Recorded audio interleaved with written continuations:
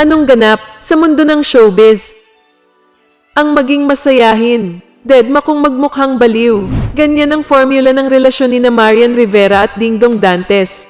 Katuwa nga si Dong, na ginagawa ang lahat mapasaya lang ang misis na si Marian. Kaaliw nga ang video ni Marian na nagsasayaw si Dingdong sa harap niya.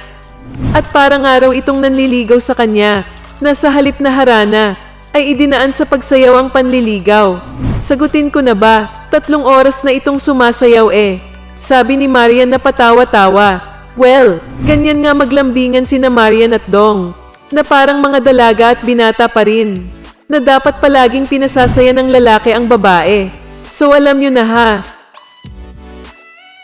Kung bago ka pa lang sa channel ko, at kung gusto mo ng mga ganitong video, ay mag-subscribe ka na, para maging updated ka sa mga bago kong ilalabas na video. At kung meron kang gustong i-promote, PM is the key.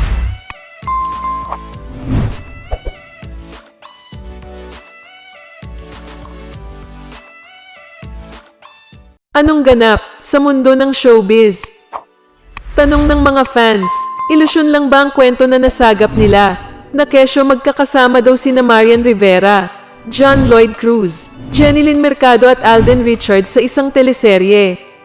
Naloka ang mga fans sa kwento na kesyo may hinahandang teleserye ang GMA7, na ang bida ay sina Marian, Lloydie, Jen at Alden.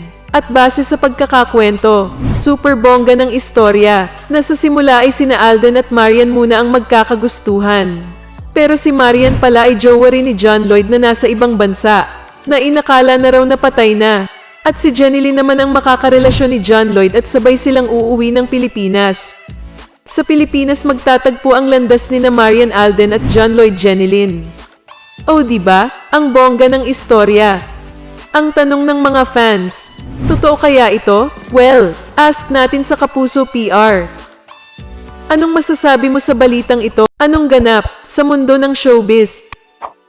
Kahit simple ang pagdiriwang ni Marian Rivera ng kanyang 37th birthday noong August 12 ay patok naman ito sa dami ng well-wishers. Siyempre, abangers din ng Dongyan kung ano ang regalo ni Dingdong sa Kapuso Primetime Queen. In the meantime, marami naman ang naaliw sa pa-throwback ni Dong to honor his wife on her natal day. Sa kanyang Instagram account, dinaan pa ng aktor sa patula ang mensahe niya sa misis. Aniya, makasaysayan daw para sa kanya ang teleseryeng Marimar kung saan sila unang nagkakilala ng mestisang Caviteña. Hirit pa niya, bago pa raw sila nagkapalagayan ng loob. Sinungitan pa raw siya ng aktres noon kaya tinawag niya itong Saplada. Fast forward, after 14 years of marital bliss, mahal na raw ang tawag niya sa kabiyak. Marami naman ang kinilig sa pag-i-effort ni Dingdong na idaan sa tula ang pagpapahalaga kay Marian sa kaarawan nito. Ani Kibitzers, kung music to the ears daw ito sa esposa, feeling nila ay pangangalabit na rin ito ni Dong kay Yan para sundan na nila si Sixto Dantes IV. Anong masasabi mo sa balitang ito? Anong ganap sa mundo ng showbiz? Nito lamang sa isang episode ng Bawal Judgmental sa Itbulaga, humihingi ng kapatawaran si Bubay dahil isa sa publiko niya ang ginawa sa kanyang pagtulong ni Marian. Si Marian daw kasi ang taong tumulong sa kanya ng panahon na nasa bingit siya ng kamatayan. Sa naturang show kasi na ito, pinasalamatan ni Bubay ang lahat ng taong tumulong sa kanya. Kabilang dito ang lahat ng kapamilya niya, kaibigan at lalo na daw kay Marian Rivera. Pero sa kabila nito humihingi ito ng dispensa kay Marian Rivera dahil ayaw pala ng aktres na sabihin ito sa publiko ang ginawa niyang pagtulong kay Bubay. Paghahayag kasi dito ni Bubay, si Marian daw ang tumulong at naglipat sa kanya noon sa mas maganda na ospital para sa maayos na treatment para sa kanya. Pahayag ni Bubay. Si Marian, at siyempre ang aking my loves, Marian Rivera. Ayaw na binabakit ko siya tungkol sa ganito, pero yan, kung hindi dahil sa'yo, siguro wala talaga ako dito kung di mo ko nilipat ng ospital para magawa yung mga proseso para bumalik yung memorya ko. Anong masasabi mo sa balitang ito? Anong ganap sa mundo ng showbiz? Napawaw ang mga guests sa The Pink Ball sa pagdating ng Kapuso Queen na si Marian Rivera. Kasama ni Marian sa event ang mister na si Dingdong Dantes. Namataan din doon sina Mavi Legaspi, Kylin Alcantara, Sofia Andres, Barbie Imperial, Jake Cuenca, Vicky Bello at Hayden Co. Ang pink ball ay bahagi ng breast cancer campaign ng cosmetics brand na Estee Lauder. Nakapag-raise ng 10 million peso funds ang event.